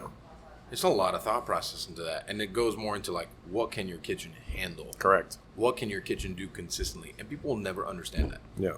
You know, like, they'll just never, there will always be backlash from it. There'll always be something. And I'm like, listen, I'm doing this for you, bro. Yeah, I'm for doing sure. it for you. Yeah. And you don't know that, but it's Yeah. fine. Yeah, it's yours. Just let it be. Yeah, man. Let it ride. Yeah, for sure. It's not easy. It's not easy, like, over when you own the restaurant, like you said, and you own the business, and overseeing, like, how's this going to affect service? What plate am I going to use? Am I using too many of the same plate? How many pans am I using for this dish? It's like so many things go into something as saying, like, this is a simple dish, we're going to do it. It's like not that easy, you know what I mean? Like at Eating House, I could have just changed the menu whenever I wanted, right? Like, it was simple, it was a small restaurant, but like, dude, Luca's a monster. You know what I mean? Luca's a beast, right? Like, when we opened up Luca, we did like, a projection P&L, and like, we had a number we were going to do. We've done that number in 6 months, you know, and like, we never expected to do as well as we're doing. And we pushed, like, fortunately, like, we've gotten another cook now. Now we can do some more covers, you know. Right. It's like, obviously, the staffing has been a little bit easier now lately, like, but like 6 months ago, it was impossible, dude. Yep. It's crazy. It's crazy. It was crazy. And like, we've been good. And I think I've noticed that, like, my partners have had a return on investment. We're making money. The employees are making money. The bussers are making money. You know, everybody's making money. Everybody's happy. Everybody's willing to put in the work. You know, I pay my people well. You know, I never in my, dude, tell me, like, a year and a half ago, it was absurd to ever think to pay a cook $21 an hour. Yeah. It's crazy to me to think my first cooking job I was paid $8.25 an hour. You know what I mean? Same. To get $9. Yeah, to get just destroyed on a nightly basis. And now you see it like, okay, I can pay this guy because he's worth it to my team, and he makes me money, and everybody makes money, and everybody's happy. You know what I mean? Like, and that's a beautiful thing, and we're riding the wave. And what's been awesome is just like, it's crazy. Like, you know how restaurants go, dude. Like, they get the hype, and then they stable, and it's like we're just fortunately just like getting busier. You know what I mean? And like, well, I mean, you're leading into busy season. yeah, I mean, that's the thing. You're leaning into Yeah. it. You opened at a time. You carried the name. You did the thing, and now you're going into busy season. Right. So you're really going to be able to see like what's capable. yeah. I'm hyped for Giralda in December. Like, Yeah, when it's I mean, cool. dude, it's a beautiful walk. yeah, Super nice. Yeah. It's like very quaint. Now, I mean, in that neighborhood, I wouldn't hang out anywhere else. yeah, You know, like just referencing Miracle Mile. yeah. And for the people that are not in Miami, Miracle Mile is just like the main road, Yeah. I guess, of Coral Gables. Yeah. You know, like, it's not very cool or fun. Yeah. You know, and then Giralda, I mean, when I opened the local, it wasn't what Giralda is Yeah. now. I mean, it's cool. Yeah. You know, a it's cool like, spot. it's quaint and nice, and Yeah. it's like a nice little walk. And, For sure. We get a lot of walk-ins. I feel like people just go to Giralda and like, let's just go for a stroll and we'll figure out what we're gonna eat. Well, there's so much strength, and this is another conversation I've had a lot too, because Chugs is definitely the best location that I have. Yeah. Yeah, you're in the heart. In the heart. And just like when we did that investor friends and family thing, like, you know, we must have had 150 people that tried to walk in here. Wow. And I was like, that's great. This is I love that. Yeah. For a place that doesn't take reservations, like, I love the way this looks. for sure. So, you know, I mean, and Richard Hales told me this shit a long time ago. He was like, you know, you pay for a location because the location will pay you back. Yep. Straight the fuck up. And he told me that, man, it must be 10, 12 years ago, and he was fucking right. Mm-hmm. You know, and I mean, he took a gamble on that design district and won. yeah, he won. I mean, you know, man, Sakaya, when it was in its heyday, I mean, That duck thing- sandwich, bro. Oh, man. Just So good. I worked. Chunk tots. Oh, I was there the day he created the chunk tots. So good. He fucking, dude, Sakaya, when I worked there, I used to work on the truck. This is when I had like 3 jobs. I worked on the truck, I worked in Sakaya, and I worked at Norman's. Those were my 3 jobs. Wow. So I would like open Norman's, be part of the prep team at Norman's, set up for lunch, leave after lunch, then go to Sakaya, either jump on the truck or stay at the location. Wow. When I would open Sakaya, which would happen sometimes, I mean, the line at lunch was nuts. Nuts. The bulgogi burger, the chunk tots, the fucking The duck sandwich was out of control, bro. duck sandwich. I cooked a lot of those in that fucking food truck, man. They're better in the truck than at the store. That's because I was cooking them. Also, yes. And you know what I accredit it to? Wrapped in foil and it steams together. Oh, I believe that. The steaming is clutch, dude. I was, I actually went to a friend of a friend's food truck yesterday. It's out far, like Deep Kendall, between 2 buns yesterday. Okay. Small little food truck or whatever. And they do like these torta sandwiches. They were delicious. You know, like a fried chicken one, carne asada one. And I was telling him, I was like, yeah, you know, I spent like a whole year on a food truck. He was like, really? I was like, yeah, of course I did. I mean, I think like that kind of stuff is so good for people. When I worked on that Sky truck, man, we used to do events out there by the Tamiami airport, and it was like 30, 40 trucks deep. But the Sakai line was always like so deep, like so wild. And the tickets, we'd have the ticket rail, and then just, you know, like when you really get in the shits, and like there's 9 tickets hanging, man. So like fucking- at the end of if the you rail. could fucking just tape them, whatever you need to do. Yeah. And you're just like, I cooked so many of those duck sandwiches, and that, because that was like my station. That was like So the good, thing bro. that, oh, I'll never forget it. So good. So 6 months in, what's like a time frame for what you envision for Eating House? I mean, hopefully, luckily we're going quite bare on the build out. The space is cool. It's like very industrial looking. Which is different from the original one, right? Yeah. Because the original one had some character, it had Yeah. some things. Yeah, we're now the focus is like, like simple walls. You know, really, it's got 18-foot ceilings, which I want to accentuate, like open exposed ceiling, Beautiful. exposed duct work, and just like nice finishing. You know, like nice plates. You know, like a nice clean plate, good tables, nice glassware, beautiful bar. I love that. Yeah. So hopefully, I mean, in a dream world, right? Like, if we can do 3 months of permits and 16 weeks of build out, but God knows, I don't, you know. No, I mean, listen. We built Chugs. We demoed this. We trenched the floor of the whole thing in 9 months. Yeah. If you have the right GC, they can get it done. Yeah, and hopefully, which, like, let's say it lands us at February, March. All right, cool. Then it's going to be similar to Luca. Like, we can ramp up, we can get used to it during the summer, and, like, hit season hard. But that's totally fine. If you're it's better to be cautious at the beginning than to just want to fucking like crush it. Yeah. You know, Chug's going to open as indoor only for the first 30 days. Beautiful. And that's totally fine with me. Mm-hmm. First of all, it's hot as fuck outside. Brutal. And I'd like to figure this thing out. For sure. First, which there's a lot of power in that too. We did something similar. Like at first at eating at Luca, we capped reservations, you know what I mean? Which is like it's twofold in a sense. Like number one, you can train well, you can work well. You can almost do training while making money. The restaurant always looks full. Mm-hmm. The reservations always look sold out. And Which it was cool. a lot of power in that. It was cool to have partners that were like, all right, that's cool, man. You know what I mean? That it wasn't like, oh, well, we can shave a % here, whatever. They were just like, all right, cool. Like, we trust you guys. You know what I mean? Like, you do what you want to do. And that was really awesome. So, you know, we kind of like added reservations. Like, you know, it was 40, then 50, then 60 a night, then 70 a night, then 80 a night, then 90 a night, then 100, then 110. You know. And then you do find that sweet spot of a cap. Yeah, for sure. You know, like bro. Luca on a busy Friday, Saturday night is doing 210, 215. It's incredible, man. And that's the number. Yeah. A 240 night might not be so fun. Yeah. You know? But then, like, on a Friday, if you're doing 160, you're like, what's happening? You know? Right. It feels slow when it's not, because then you're still doing good numbers. I often tell people, like, yeah, you could squeeze another 40 people in, but what if they don't get the full experience that you want them to have? Right. And what if the food suffers, and what if the cocktail suffers, and what if the whole thing suffers? For sure. Then you lost that guest for a long time. Oh, yeah. You lost it, and that costs a lot more than the money you made that night. For sure. And that right there is like pivotal. Yeah, because if you see numbers, you're like, all right, but let's say you have a $60 per person average, and you had 40, that's $2,400. But what out of the $2,400 is really coming back to the restaurant? Like, right. Is it worth it for $100, $200? Right. Is it? Is it worth to exhaust the staff? No. You know what I mean? Is it worth putting tickets 30 minutes past last call? No, it's not. You know what I mean? Like, that's something to think about now. You know, like, really making sure the crew feels respected. And that's something that's super important to me, too. And, like, I know also it's just, like, if it gets too crowded, it gets too wild, it's just, like, not fun for anybody. You know what I mean? And, like, we still want to have, like, it's hard to justify saying, like, oh, please, you know, pay $250 for this bottle of wine while I have, you know, 40 people screaming at the bar. Right. So you have to kind of create that ambiance, right?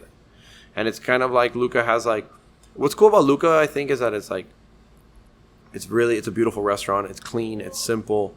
It's not over the top elegant. You know, you don't have to feel like you have to go in a jacket, but you also don't like want to go in like, you know, shorts, chancletas, right? Shorts you know what and I mean? chancletas. Right. Like, it's weird to see that, you know, and some people time it's fine. Like, I get it, dude. And if that's what you want, like, you want to sit at the bar, you're like, dude, I just really crave this spot. Awesome, dude. Do whatever you got to do, you know?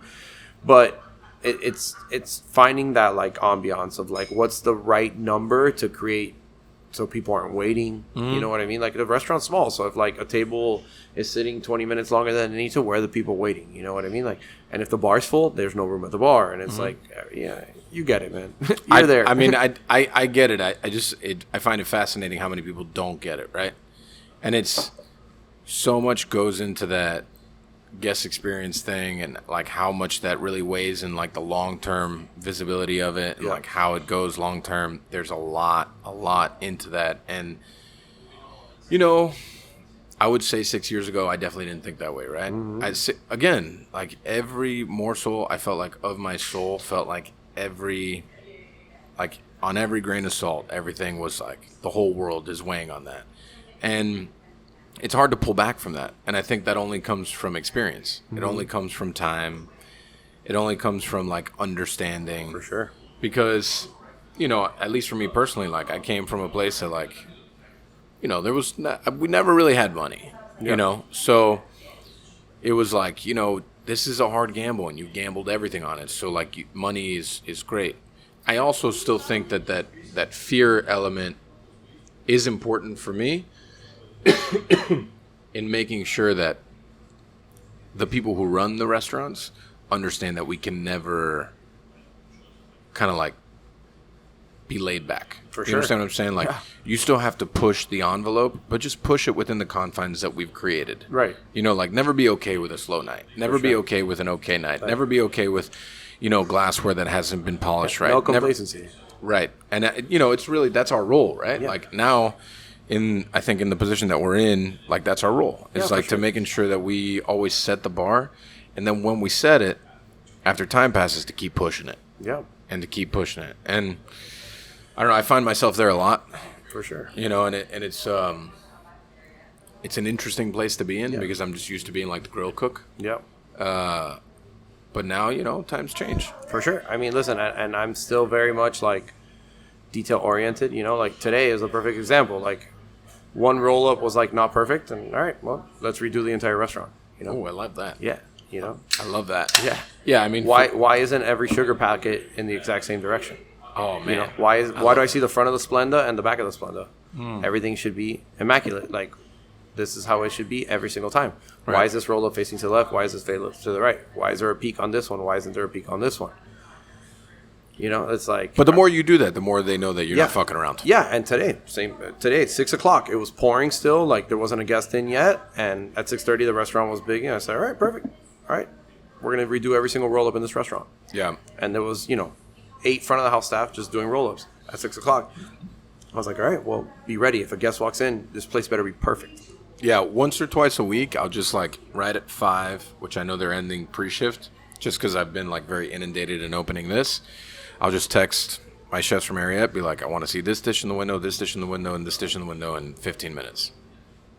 They put it up, we sit at a table, we eat the dishes, we talk through them, we talk about, are they feeling like it's still up to par? Is there something missing here? Everything. I want it on the table the way that it sits and the way that it feels in the dining room. And then at the same time, I look at the dining room. Yeah. So the other day, I mean, it was like 10 minutes to open. Got a flashlight, went through every single glassware, spots on the glassware, pulled out every single server. I was like, you need to repolish the entire fucking dining room. Everything. Everything and everything on the fucking shelf, too. Yeah. Every single fucking glass in here needs to be repolished. And in 15 minutes. And they were just like, okay. Yeah. And I'm like, yeah, I mean, that's how you hold people accountable, Should have man. done it before 5. Exactly. You should have done it the right way the first time. Right. And you wouldn't have to do it this way now. Yeah. And listen, you can make the excuse, the dishwasher, the thing, this.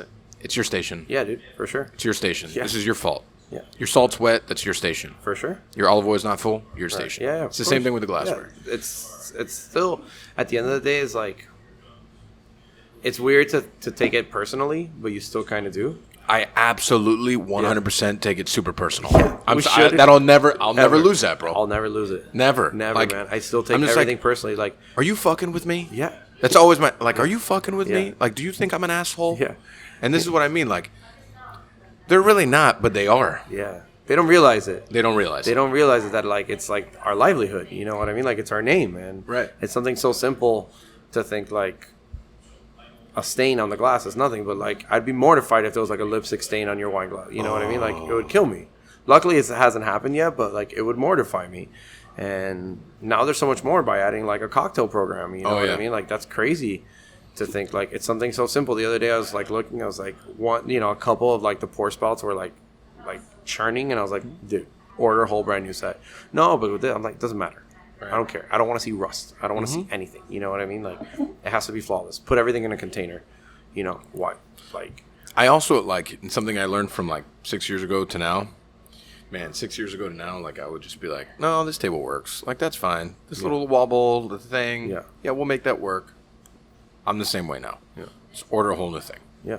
But why? I'm like, because I said so. Yeah, just do it. Just throw that It'll away. help me Throw sleep all of them tonight. away. That's right. I'm going to sleep, and that's going to make everyone happier. Yeah, If I'm not sure. fucking waking up in the middle of the night worrying about a fucking I don't know, Wobble something- wedge. Yeah. Right, something super random. Yeah. Like, it's better that way. Yeah, for sure. And it's better for everybody. It is. I agree. I totally agree. You know, it's something like the other day, you know, simple, like we you know, like we have our coffee pods or whatever, and it was just like taking us. It's like, why don't you just like order a wood case where they all fit, and instead of going too deep, you know, we can go 3. And he's like, but really? But like, it's 40 bucks. I'm like, it doesn't matter. Yeah. Just do it. Like, I'm going to be so happy when I come in here and I don't see coffee pods out. Like, everyone's going to be so happy. Let's just do it. You know what I mean? Like, simple. Labels facing out. You know, like, yes, I understand I'm very maniacal about little things. Like, will the guest care that all the sugar packets aren't facing the same way? Maybe not. Would I? Yes. You know Yeah. what I mean? It's so little. But the You know, thing is, when you care about the little things, you care about the big things. For sure. For sure. And that's really, I think that's like human nature. Yeah. When you care about the very, very little things, like the big things just become natural. Absolutely. And that's why you drive the little things in. And then the big things are just like, this is just the way it's supposed to be. And we have like the team is great. Like they work with each other. Like the bar makes citrus for the kitchen. And there's never like any like, but the bar, the kitchen, blah, blah. You know what I mean? Like everybody works together. And everyone's like, everybody knows. I also think it's very important to have my hand in everything because like the bar's on edge, not on edge, but like they make sure their shit's on point because if I step behind the bar, like, well, why is there mint there? Oh, we made a mojito. Okay. Clean your station. Why is there mint in there? Like position 11 at the bar can see that. Mm-hmm. Let's fix it. Yes, chef. You know what I mean? Like I try to show them like anything that you need to make your job easier, I will do, but keep it up. You know, and I think that's something that you learn, and it's like a give and take to balance out and like be a leader and like there's like I'm sure like just like you like we grew up in this like pirate kitchen mentality. You know what I mean? That it was like I do love that though. Yeah, for sure. I love the pirate kitchen. Oh, come on, love dude. it. Everyone's talking shit to each other. Everyone's a fucking renegade. I love that. Yeah, I was called Do Boy for 4 years. You know what I mean? But then I was just like, how much you pay that guy? All right, I'll do it for less. Give me his job. I just fucking went. I worked. And I was just like, but it was like hard, hard chef. And like, that's how I led. That's all I knew. And then you sit back and think like, maybe I teach, what I mean? And like, still be hard and know that like people need to be on point. Same thing. Like you're a coach, right? Like you coach the team and that's what you are. Like no coach is going to sit back and like, all right, bro, maybe if I had like Jordan on my team, he might coach me, or whatever. Right. But like when you're leading the team, like you have to be, I just see like, when I was watching like The Last Dance, like the Jordan doc, and it's good, good documentary. And it's just like incredible to see like how he can be like, all right, let's meditate and let's all relax. And then at the other time of the court, it's like, get your shit together. Mm-hmm. That's the beauty. Something I've like struggled with very recently is like, I've seen a lot of, at least in like management roles, like people that just don't have that grind, like that push, and then when you do get them, they're like incredible, right? And then the other ones you need to coach to get there, and then sometimes they just don't have it. Mm-hmm. But the coaching portion of it is probably the most difficult thing because you're like, I could just fucking do this, but you can't do it forever. No, and that's the hardest thing that people need to realize. Yeah. And a lot of the younger chefs, I tell them like, you need to show them how to do this. Mm-hmm. But why? I can do it. Well, do you want to do it forever? Yeah. You don't want to do it forever, right? Show them once, show them twice. On the third time, you get it, and it's just like, all right. And listen, they may fuck it up on the 11th or 12th, but that's because they're becoming complacent. And then that's when you step back in and be like, listen, you got to do that again. All right. And that when it's 11, I think to myself, is it them or is it me? Right. Which is good. You got to keep yourself on your toes, too. And that's huge, man. The restaurants are like ever evolving and things are always coming and going. Like the ability to adapt, the ability to lead, to make people like, be like, I'm happy to think people say that I'm hard to work for, but it's worth it. Yeah. That's always been my belief. You know what I mean? Like I usually tell people like, this is tough, but when you leave here, you can work anywhere. Anywhere you want. And I mean, definitely anywhere here, definitely anywhere in the state. Like you can go places because you learn how to fundamentally cook, which is such a lost art. Yeah. Like the fundamental cooking, like the thing that really makes people great, right? Like properly seasoning, properly resting, properly like working on a hot saute, how to keep a wood fire going, all those things. Your mise en place, your station, X, Y, and Z. Like it's a lost art, and something I just can't fathom is like how kids just can't even break down a chicken anymore. It's fucking wild. Yeah, it's crazy. It's crazy to me. It's crazy. Just break down that chicken. Yeah. Well, I don't know how to, I've never done that. What do you mean? I remember when I was a kid, I had like no money, and I would still go buy a bunch of cheap chickens. And I remember my grandfather would make fun of me all the time. He's like, "What are you doing?" Because that's when I lived with my grandparents. Yeah. He's like, "I'm breaking down chicken." He's like, "What are you gonna do with the chicken after?" I'm like, "I'm gonna give it to you, and you're gonna do whatever you want with it. I don't care." You know how many mushrooms I wasted trying to flute them? Oh man. I still How many potatoes you wasted tourneing? tourneing? Oh man. 7 sides. Why 7? I don't know. Why can't it man. just be 6? I don't know, but it's so nice. But it's so cool, right? I know, it's so cool. That's the kind of shit that like I see now. I'm like, yes. I know. Like the other day, we're working on a rabbit dish. I love this dish. This is definitely Chef Manny and Ashley are the architects of this, and I'm just helping them along. the ride. And it's just this like interesting saddle, morcilla stuffed, and then it's got this like it's like a combination of like mole and hair a la royale. Cool. Right, so it's like got like a pork blood mole with like a pork blood jus. It's very weird. I don't know how many we're gonna sell, but I'm super down to try. Yeah, it sounds fun. And then he did like a little tournée and these like beautiful little arranged vegetables, and it was like beautiful. The dish was really good. And I said, but like this is really good, but is this who we are? And he's like, well, what do you mean? I said, well, what makes this dish like an Ariete dish? So let me break down what that means. Things like jackfruit carpaccio, conch bourguignon, shit like that. What makes this that? And he was like, well, I don't know. I was like, well, here are my ideas. And I love that collaboration, right? I love that he did the tournée on there, right? I love that. But then it ended up being we got like fresh guavas. We poached them in red wine. We treated them like pears. We stuffed them. We put them, arranged them on the plate. Cool. Beautiful. Like the guavas were honestly, people have this misconception because of guava paste, how like it's like super sweet. Yeah. And they're just like really fresh. Yeah, they're not sweet at all. Right. And we got a couple different ones from like Margie, Guava George, whatever. And we tried all of them different. And they were incredible. Probably the most delicious guavas I've ever tried. And we put that on the dish, and it was fucking slamming. Awesome. So good. And I was like, this is what I mean. This is who we are. This is who we are. Yeah. We cook Miami food. Right. Our way. Yeah. So you do this, like, beautiful and very interesting and progressive dish, but then you need to have a touch of who we are. Right. But I still love that he did the tournée on there. Yeah. Like, that was like, to me, that was like, when I saw the tournée, I was like, did you do that? Or did you get someone to do that? Yeah, he was like, no, I did it. I'm like, so if you're going to put it on this, who's going to do it? Yeah. He's like, I'm not sure. I'm like, you got to think that one through. Yeah, think if about not, it. you're going to be tournéing potatoes Can you every day. tournée yuca? Yeah, oh, that's a good, oof. No, you cannot. Fuck that. I want no part of that. Yeah. You guys drinking back there? Is that what's happening? Oh, we've been drinking. Oh, everyone's drinking. Oh, in the there's back. a whole thing over there. Oh, the whole peanut galleries. This is our second live podcast. Nick, are you talking about all the you're about to be getting? No, that's not the conversation. It's related. The Monopolio It's more- brings the girls. the Monopolio Monopolio. brings all the girls to the yard. Yeah. That's such a great ad. Oh man, we should throw that in the ad. they- We even should. know. No, they don't know, but don't know about we're about to show them. Oh man, Watch how they re-up for a whole This is year. awesome. We had this beer at Eating House. I love this beer. So good. you heard it here first. You heard? Like Mexican beer that doesn't suck. Yeah. Cool. I mean, listen, I've drank a lot. They should a print lot that of. on every I've drank a can. lot of Modelo in my life, like a ton. Yeah. But this is definitely better. Yeah. Unless go. Modelo wants to buy an ad, and I would love them too. Brewed for those with a fighting spirit. Yeah, that's good. No, I think. So did you just call me over here because you wanted to do an ad an hour into the podcast? Yeah. Yeah, that's All not right, that's cool. happening. Okay, so cool. let me before we wind down. Yeah.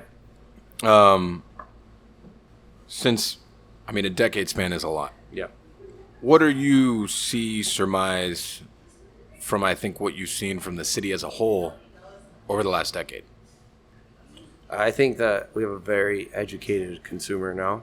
Yes. We have people that want businesses to survive. I think the pandemic really showed. I think you, like, bro, I remember talking to you like week one and being like, we're going to survive. Yeah. We talked about this. Oh, yeah, we Yeah. did. We were like, we're going to make it. Yeah, yeah. We're going to make it. Like, people care about us. We're going to make it. Yeah. You know, we had this conversation. I remember being like, dude, being like, bro, can you believe it? Like, people are fucking buying wine from us. They're supporting us. And we're talking about, like, our sales. And it was just, like, so spectacular. Yeah. And you and I said, like, we're going to make it. Like, I'm not worried about us. And I think the consumer in Miami has learned to appreciate small restaurants in this city that, like, really make a difference. And they want us to be there. And they want to keep us there. And I think that's been great. You know, obviously, we have a more educated consumer. And I think chefs like me and you and Timon and, you know, we talk about Jose and Pablo, like, we are the reason a lot of these chefs, I mean, obviously they're Mike and Michelle, right? Like, without them, we're nothing, right? Like, we don't fucking exist. But, like, they created the path. They led the way. And Norman before. Yeah. I mean, that's even, we're talking about the Mango Gang. We're Yeah. talking about Norman and Douglas and Robin and, like, all these dudes. Alan Susser. and Yeah, the whole- for sure. When you look at what I love to see now is something. There's two things I love to see now. One is, like, you could start to see lineage a lot, Oh, yeah. right? between even like people that have worked for me and like where they're going and what they're doing, and I love to see it, and I'm super like supportive and I love it. And then people that worked for like the older generation and the generation before that, the Normans, the Michelles, the Michaels, you know, and then the Timones. You know, I do feel like from the Mango Gang to then the Michaels and the Michelles, there was a bit of a gap. Yeah. And I feel like that gap doesn't exist now because the community is a little tighter knit. For sure. I think that people support each other more. And I think through that, we get a stronger, more unified community. Yeah, man. And that shows, and then it comes with the educated consumer. For sure. Because each person is doing their part to be a part of that growth as a city, not just 1 or 2 or 3. There's 10, there's 15. Oh, yeah, there's a lot of really cool places, man. There's so many, like, cool places that are happening around that I'm, like, so excited to eat at, and just awesome to see, like, small businesses thriving in the city, man. It's cool. You know, I've always felt that, like, small businesses and, like, small restaurants are what really makes, like, a food scene. And you think about, like, Asheville, you think about San Francisco, you think Asheville's amazing. Super cool. Amazing. Awesome. You ever been to Crawford and Sons? No. Oh, In Asheville? I think it's in Asheboro. Okay. But Crawford and Sons, Scott Crawford is a chef there. Okay. Probably one of the best meals I've had in the last decade. Really? I mean, absolutely Crawford and Sons. fucking incredible. I mean, this was pre-pandemic that I went. But man, I mean, such an amazing... And you know, like, where's Pools? Is that Asheville? Oh, wait. Yeah, for sure. In Raleigh. Crawford and Sons in Raleigh. Yeah, Right. I follow them. Their shit is sick. Sick. Yeah. So like, cool. and everyone talks about Pools there, which Pools was Pools great. Diner, yeah. And I went there. It was awesome. But then I went to Crawford and Sons, and I'm like, this is my jam. Yeah. Like, this is really super clean, Looks awesome. super high end, just- super progressive. Yeah, when you said it, I was like, damn, that sounds mad familiar. Looks awesome. Looks like everything I want to eat. everything I wanted to eat, and I did eat. Yeah, it looks You know? great. It's so exciting to see food like this, man. But that's, again, that small market, like, very interesting food scene that I don't think gets enough credit. Like, I actually went, that trip I went from Charleston to Charleston's so good. to Raleigh, but I enjoyed the food there more. In Raleigh. Yeah. Cool. I really did enjoy it more. And I don't know, maybe Fig was incredible. I mean, Fig was fucking... Out of Dude, bounds. that chicken liver pate mousse, like, Out of control. I cried. Yeah. Like, it was so just good. so Mike's such a G. perfect. Oh, You know, and so good. I still think about it now. I'm just like, because we have a duck and foie pate, and I'm like, it's still not as good. You know, it's like not as good as that one. Yeah. And that bothers me. Yeah, I get it. But it's just like, that one was perfect. Yeah, Fig I is mean, awesome. you bro. know, the guy's a G. He's been around for a long time, Yeah. and he's perfected the thing. Mm-hmm. So, anyways, I totally went off tangent. But, I mean, you see a lot of that now. Yeah. You see a lot more than I think we did a decade ago. And I sure. think that does nothing but help us all. Absolutely. And I still think you have a lot of trash, too. But I do think that it gets weeded out. Yeah, people know, man. People know, and people support, and they go and they eat, and they're doing something. You can tell when people give a shit about what they're doing, you know, when people sure. are just phoning it in. And like, I feel like less people are phoning it in these days. Well, there's more competition. Yeah, And competition you is just good. can't. You can't. You can't phone it in anymore, you know. Listen, I love you, and I love a lot of my other friends. But this is straight competition all Yeah, the time. for sure. And it's like, I still want to be better, but that's good. Yeah, That for just sure. pushes you, like, further. Yeah, absolutely. And it pushes you, like, how far can you push yourself? Yeah, You know, and that's, like, I find that incredible. That's I find sick. it something that Miami didn't have before. absolutely. Because also it's like a competition, like, you're my homie, you're my homie, you're my homie, but we're doing this. Yeah, I mean, I look at the shit that you post sometimes, and I think to myself, like, how's this motherfucker executing this in service in like a busy restaurant? Like, Because I have a great team. yeah. And that's really sure. why. Yeah. Because I have a fucking great team. Yeah. Because I've wanted to do shit like that for 6 years, but I Yeah. couldn't do it alone. Of course not. You know, and I just got super fortunate that people believed in the thing like I believed in the thing, and it's like, Yeah.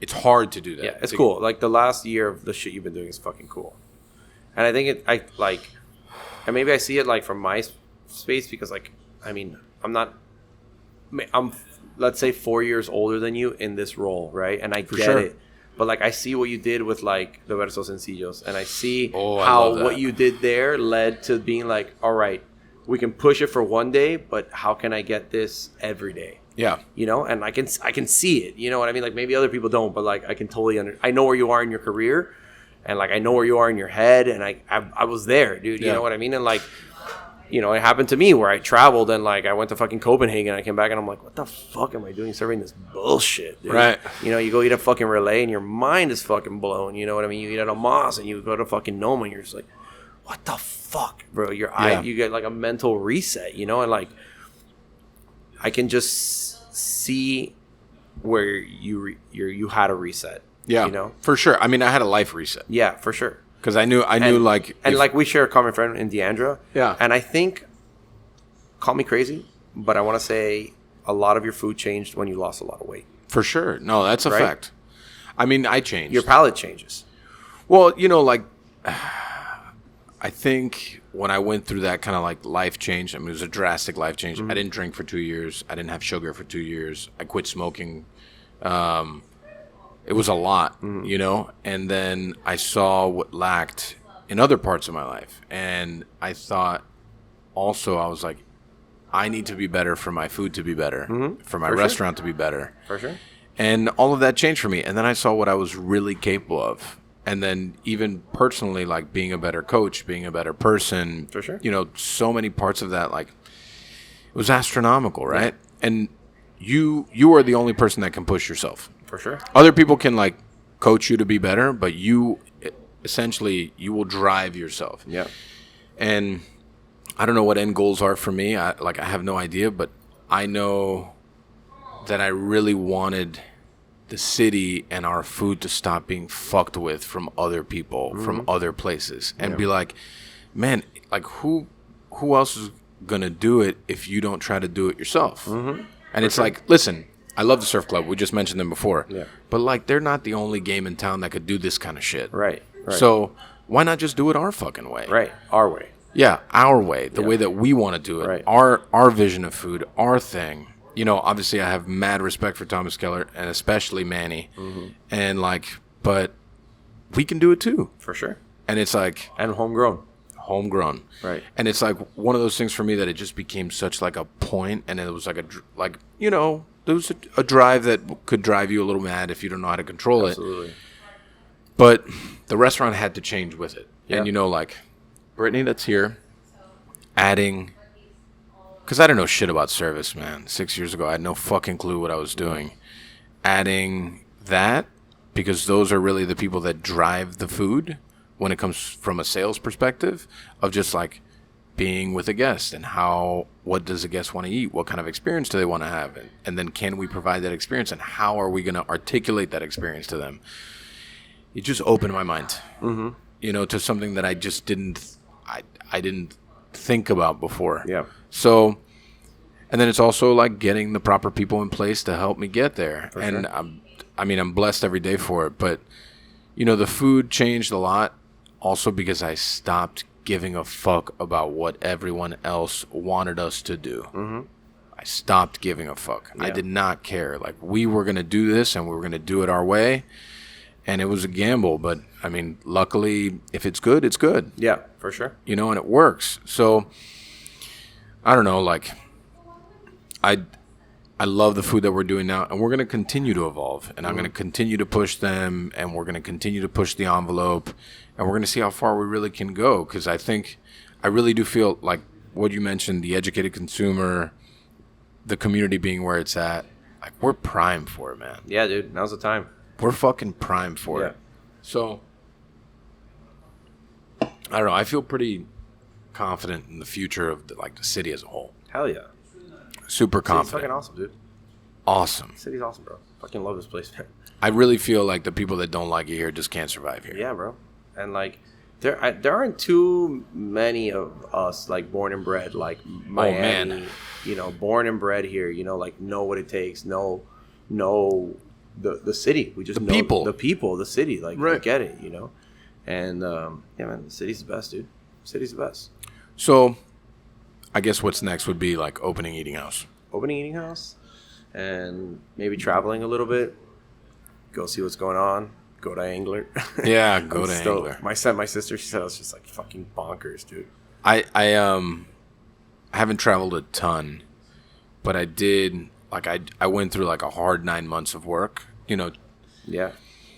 that's like another thing is like I've never built something from like the ground up, like trench the floor. Where does the plumbing go? So like this inundated my life for a long time. Yep. And then also pandemic, post-pandemic, all those changes, elevating, you know, the child's area from where it was to where it is now, and then continue like where's the next step, and then also reopening Nave. We reopened Nave twice because we tried first time and it was during like the peak of the pandemic. Right, it was like post quarantine but peak pandemic. Yeah. And that went very fucking poorly. Yeah. Super poorly. Having to close again, having to reopen again, and then operating 2 bars at the same time. So I just took 7 days and I just like took a backpack and I just left. Went to Philly, went to Chicago, and went to New Orleans. Awesome. Philly was incredible. So good. Oh, What a town. man, what a good time. Everything from like the ratchet like corner food to like we ate at Zahav. we ate at Zahav. So good. I'm forgetting his name. Fucking like the OG of pasta in Philly. Vetri. Oh, right. We ate at Vetri. Fire. Fucking. Bonkers. And you know, like, I'm not a super starstruck guy often, But he's the man, dude. but you know, like, like they didn't have a reservation, so I text Schwartz. I'm like, I know this is your friend. Could you like do this thing for me? I never asked you for shit. Yeah. And he was like, fine, I got you. So, and then you know, like, just we order the first course, and then Vetri comes out, and he sits next to me. I'm like, fuck me. Like, this guy's a fucking so cool. He's OG, bro. OG, cool, down to earth. Yeah. The food was fucking delicious. Yeah. Just wants to make pasta and play guitar. Man, the food was like the pasta there almost made me cry. Yeah, it's so It was good. so good. So good. Laurel was great. Sahav was obviously great. Yeah. I forget the name of the place we went. The day of Zahav, we ate like I was full for like 3 days. Yeah.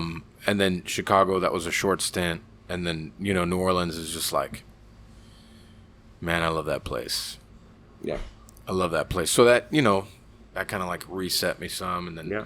It's cool. yeah, I mean, you got to do that. Yeah, for sure. You got to do that. Absolutely. So I guess Nick, I think we're going to Wine Downs now. I know you're having a great time back there in the party. Yeah. Oh, listen, there's a whole other thing happening. Is there a whole other thing happening over there? We should have microphones and the whole thing. Everything. There's a podcast Oh, going on man. back there. It's a Everyone, just so covered you're a lot aware, of the ground. producer of the show has been drinking. No, I mean not a whole lot. He's been drinking. This is if the show is clunky. Well, actually, if the show is great, it's all because of me. And Giorgio has That's nothing right. to do with Nick. Listen, that's where I want it. That's I want it to no- be in your hands. I Thank want you, you to. I Nick. want you to drive the bus. This has been my dream for more than 2 years for Mike Oh, to just drive the fuck bus. off. Jeez. You ready for wind down things? I think we're ready for wind down. Ladies and down. gentlemen, this Yeah. is where we wind down. We always start with our parting recommendations. This is where you recommend a thing that you think other people listening and watching should eat or watch or read or go to or experience or whatever. Yeah. Okay. Giorgio, do you want to? You can have the first set Sure. of recommendations, or you can pass it off if you need some time. Let's do it. Let's right. go. Go for it. So, where to eat? Yeah. Anywhere in America, Yeah. I mean, And anywhere? by the way, this is separate from shameless plugs, where you'll have an opportunity to plug your own stuff. which I would not, but I think every I love person. that. That's great. Yes, Same I think thing. any chef or any person should eat at Smith in Chicago. Oh, I tried. It's the most mind-altering restaurant in America, in my opinion. This guy is just the exploration of flavor is just second to none. I think more people should drink Amarone wine. Oh, Which I is love Amarone. I love Amarone. Oh, I'm man. super big into Amarone. I think more people should learn to appreciate a simple vermouth on the rocks Ooh, I like with an that. orange twist. I think that's very cool. And No, you came ready, huh? I'm not much of a reader, to be honest with you. More of totally like a fine. cookbook collector per se. Yeah, cookbook count. Yeah. I think, I mean, as an Italian, I think the show Stanley Tucci just did was just like beyond spectacular. Was it? Oh, I, my God. I haven't seen it. Ugh, just captures the essence of that country. Fantastic. Check out the Cocaine Cowboys documentary. Super cool. Was it very good? Miami. Very Past guest Billy Corbin. Past guest Billy Corbin. right on. Very Yeah. cool. Very cool. I think that's something fun that people should do. And yeah, I think that's a good one. Eat at Smith if you can. I think it's a fantastic restaurant. In Chicago, if you have the opportunity to go, it's a huge, incredible restaurant. Just one of the, like, when you talk about like the mental reset of the brain, that meal is what does it to you. Oh, I love that. Yeah.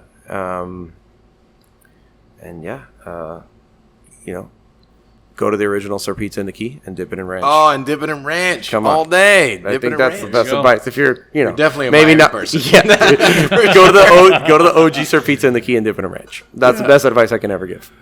All right, so I'll reference 2 things that I already talked about in the podcast. Actually, 3. Oh boy. So definitely, if you haven't visited it in a while, what is it called? Super Subs, etc. now? Oh, super subs. Yeah. Super Subs, etc. Yes. On like 71st and Bird. Yep. Get yourself a steak bomb. Steak bomb. Make it gross. Make it all over the place. All Have a over. good time. Don't. This is unacceptable. What's happening? Bye, Britt. Come on. Bye. now. Get the funky fusion chips. Oh, I didn't get those. Oof. Yeah. Those are good. I can't eat a lot, so I only ate half the sub, and I called it a day. Gross. Yeah. Yeah. I did visit that food truck yesterday, and it was very good. JP, the owner, very nice guy. A Finca alum. Cool. Eileen is also a former guest. And I thought Between Two Buns was great. Nick, what was the name of that place, the Lebanese place? Telemir? Alamir. Alamir. Alamir. Delicious. Yeah. And my favorite part of the whole thing is the experience, right? Did you meet the owner? Oh, the dude. did I ever? Oh, yeah, right? he's- He's wearing like linen He's pants it. When you meet him, you really meet him. and a linen shirt, a button-up shirt with He's- some blue suede shoes Talk about on. He's table it. touch. Table touching in like a food court situation. Man, did I have a fucking great time. Yeah. Wow. Yeah. I just thoroughly enjoyed it. I can't wait to go back. All 3 of those experiences that have happened in the last 7 days, I feel like a better person for doing them all. You know what? And let me give you one more. Locally. The last, like, maybe like me or so I went out to. Have you been to Mr. Omakase? No. Dude, go. I think it's, his name's Ryo, I believe. And maybe he was working at Hidden or something. And it's like, dude, super unassuming. $120, 18 course omakase. Ooh, that's good. Bro, like teary-eyed, Toro good. Love that. Yeah, like goosebump good. Where is it? Like in downtown, bro, like on 1st Street. Really? Maybe like next to like a Foot Locker or something. Super unassuming. Unbelievable. Like, I just didn't know fish could have these, forget the flavor, the texture. Ooh, I love that. Yeah, I love The that. texture. Interesting, in downtown, huh? Mr. Omakase. 10 out of 10. Would recommend. You know, in downtown, like Jaguar Sun always just takes my money. So right? cool. Like, I Never always- been. I'm dying to go. Oh, you gotta go. I know. Will is just such a delight. Looks so cool. And the cocktails are great, and Yeah. the food is great. I know. It looks awesome. And like, That's the honestly- next one. The next honestly, opportunity is Jaguar Sun. the pasta is really good. And you know, it's just like a chill vibe, Yeah. and it's a good time, and the cocktails are good, and the people are great, Yeah. and it's just like, it's great. My biggest regret was never going to the steakhouse they did at Lot 6. I went twice, Yeah. and it was great. It That was a my good biggest time. regret. I mean, honestly, like during the pandemic, that was like a scene, right? So Because cool. it was obviously all outdoors, and Yeah. everything was like proper, and Will's a very proper guy, so you know, they did it the right way, and I think they did a great job. Yeah. You know, That was my one regret. I would say that in downtown, Lost Boy and Jaguar Sun always just Yeah. take me. Looks They just super cool. Automatically take me. Lost Boy is like a little more. I don't know. It's a different vibe for sure. Mm-hmm. Other things to recommend. So I'm in the middle of the Paulin Street Social book. It's a very good book. Very much enjoy it. Like, really good thought goes into all that food. Very technical. This is not like Susie Homemaker's book. Yeah. But I'm definitely enjoying it. So if you're a cook or whatever, I recommend the book. And then on Netflix, highly recommend. Did I recommend the ZZ Top one last time?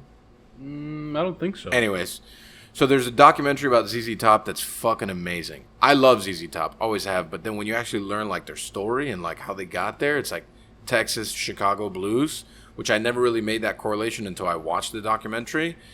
Fucking amazing. Cool. Super fucking dope. I love music, so that was like great. And then also they have a series now called The Untold Stories. Mm-hmm. They did Malice in the Palace. Yes. Which was super cool. And then they just did one about Christy Martin, which was a boxer. Yes, bro. That the guy like abused her. Right. I'm obviously a big boxing person, and looks wild. She's amazing. But like the story is intense. Yeah. So if you're not ready for an intense night, don't watch it. That is. But it's intense and super. Those documentaries are super well done. They're just like, for like human beings in today's world, they're just long enough and just short enough to keep you right in there. I love it. So I just finished that one yesterday. It was very good. Very good. Very good. And I always recommend to go to Seven Seas if it's ever too late and you're in that kind of mood. Nice. That's where I'm at. Nick, what do you got? This is not a new thing, but it's come up in conversation with a few people lately. I'm going to recommend the book Waiting for Snow in Havana by Carlos Eire, who is a professor of history and religious studies at Yale, but this is his memoir of his childhood in Havana leading up to his getting to the States on Operation Peter Pan. It won a National Book Award in 2003, I think. It's just come up recently in conversation. I figured I'd drop it in here. Waiting for Snow in Havana. The follow-up, which I think is also very good, is called Learning to Die in Miami. Wow. But it's a great childhood memoir by a person whose whole like language is colored by his having his head in that like academic world of medieval history and biblical shit. So it's like written in this very sort of poetic way that you wouldn't necessarily expect going into a thing about a childhood in Cuba leading up to the Cuban Revolution. So Waiting for Snow in Havana. If you haven't read it, it's a thing to read. Love that. Beautiful. Nick with the heaviness. I'm always way to end it. Yeah. All right. Shameless plugs. Shameless plugs. Giorgio, hit him with the shameless plugs. Where can they find you? All your things. You can find me at Luca Osteria pretty much every night. Unless you're here. Unless I'm here. Yeah. In which I'll leave service. Takes a lot for me to leave service, let me tell you. Man, I love that. We're such a draw. Yeah. We actually, Mike and I were talking earlier about how shocking it still is to us. Yeah. That people want to do this? That people want, not only that people want to do it, earlier today, or yesterday rather, you thought that this was an AM Yes, thing. I was 9:30. I was So convinced just it was the fact, 9:30 a.m. the fact that late last or early this morning even, or last night, you learned that this was a 9:30 p.m. thing, and still we're going to be here. I mean, that blows our minds. We barely want to be here. We can't drink. I mean, we can drink at 9:30 in the morning. But We can. We can't. I mean, Probably. Which, let me can't. tell you, in my head, when I thought it was 9:30 in the morning, I always thought to myself, like, damn, these dudes are fucking smoking cigars at 9 in the morning. I mean, Like, I I would do that. I fuck would is do wrong that. with It's that? a I'll it's a smoke a different cigar vibe at of the 9 day, a.m. but Yeah. I'm down for that. But yeah, you'll find me at Luca, and in a couple months, our, let's say first quarter, which is business term, 2022. I love that business term. Yeah, I'll be at Eating House, opening up on Giralda. Heard it here first. I can't wait to see that. Yeah. Breaking news. Breaking news. And what about on the interwebs and social things? Social media, you can find me at G Rapicavoli. There it is. I try to do as much social media as possible. I'm not the greatest. But Luca's got a great social media. Eating House is doing great. We work with like a small independent person that handles all that for us, which is That's lovely. great. I used to think to myself back in the day in like 2012, like, who the fuck would ever pay somebody to post on Instagram for I them? know, man. And let me tell And you, we're bro. here. And And here we're we are, fucking dude. here, bro. I would pay thousands of dollars not to have to interact on social media. I know, man. But yeah, dude, that's where I'm at. If you need anything, I'm always like happy to talk or whatever it needs to be. Always answering questions, and yeah, it's been wonderful, man. Luca's amazing. You'll find me there all the time. Super happy. At the end of the night, usually making cocktails behind the bar. It's a Love good time. that. Yeah, I'm gonna show up. Just text me next time. Yeah, I will dude. Be there. awesome. I live down the street. Excellent. Yeah. We know you're a regular. We have a star next to your name. Oh man. We know. Oh man. We know. Shameless plugs for me. All the things. All the things. The only thing I'd actually like to plug this time is that finally, after a long-awaited time, Pig Ink Apparel will actually have a website very soon. And the only reason I mention that is because on the website we will have a T-shirt that is an Ariat/Pig Ink Apparel mashup. It is super simple, very straightforward. It says Patria y Vida on the front. Love it. And then just the pig in the parachute with the Cuban flag on the back. And a large amount of the proceeds for that shirt will go to Cuba Decide. And it will continue to do the things that we've been doing, trying to keep phones on for all the certain things. And eventually, within the next 4 months, you will see that shirt on a nationally televised show with a famous person. I don't know how much I could say about that. Whatever. We did a show with Ludacris. It was fun. Yeah. Cool. And I wore the shirt on purpose because I want to make sure as many eyes as we can get on that shirt. Love it. They weren't totally game to that. I didn't really care. That's it. Welcome to Miami. Yeah. So, but that's the purpose of it. And yeah, the website will be up and all the cool merch will be up there too. And all the restaurant merch will be up there also. So that's cool. If you're into that kind of thing, then you do that kind of thing. So those are my shameless plugs. Very good. So before I go into the podcast's shameless plugs, I would like to note, and we'll bleep out the name here just in case, but Sure. I'm in DMs back and forth. Past guest Fred Vogel is currently... Senor Poo Poo Rock. Senor Poo Poo Rock is currently on his way, I understand, to a gentleman's club with all of our mutual friend Rebecca Esparza. Oh, Becca. Yeah. So what a gem. so shout out to Fred and Rebe Sweet baby Fred. and sweet baby Fred. May Oh, all get it Sweet right. Baby Fred. Sweet That's Baby what we're Fred. talking about. Sweet I Baby got Fred. Drogueta, man. Yeah, I got Sweet Baby Fred art up in my house. Yes. That's right. I feel honored. Yeah. Get the arts. May Yeah. all their Poo Poo Rock dreams come true. Right. And so, shameless plugs. You can find Pancon Podcast at Pancon Podcast on all the things. dademag.com/Pancon Podcast. If you want to support this absurd thing we do, it's patreon.com/Dademag, DADEMAG. Or if you have a brand that wants to advertise like Cerveza Monopolio, Delicious. you can One of get my in touch favorite with us. beers. Get in touch with us. That's info@dademag.com. Give us all your money, whether you're a person or a brand. All of your money, man. Or just, you know. give us all your money. Yeah, I mean, listen, I that's what I tell people when I walk up and down the street. I just point at people and say, give me all your money. I Give have me a all your podcast." money. Sometimes it works. And sometimes it Never works. does that work, but I mean, we're gonna keep running with We're going it. to keep trying. Exactly. And yeah, that's it. That's all we got. That's the Beautiful. whole. That's the thing. Tune in beauty. for the next Patreon. 5 quick fire questions with Chef Giorgio.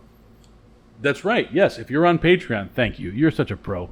You know, I had forgot we haven't done this in so long. That I know, forgot we I had a got it, rapid man. fire. I'm here to, you know. If you're I'll on hold you up, Patreon, Nick. if you're giving us at least $1 a month, you will hear our rapid fire lightning round questions. It's Michael just Beltran. $1, man. It's just For a buck. sure. Like, listen, your Brazzers like trial is $1. This is like the same thing, and it's $1 a month. It's you get a the whole same month. thing. You get a whole month. It's the same thing. Yes. Boop.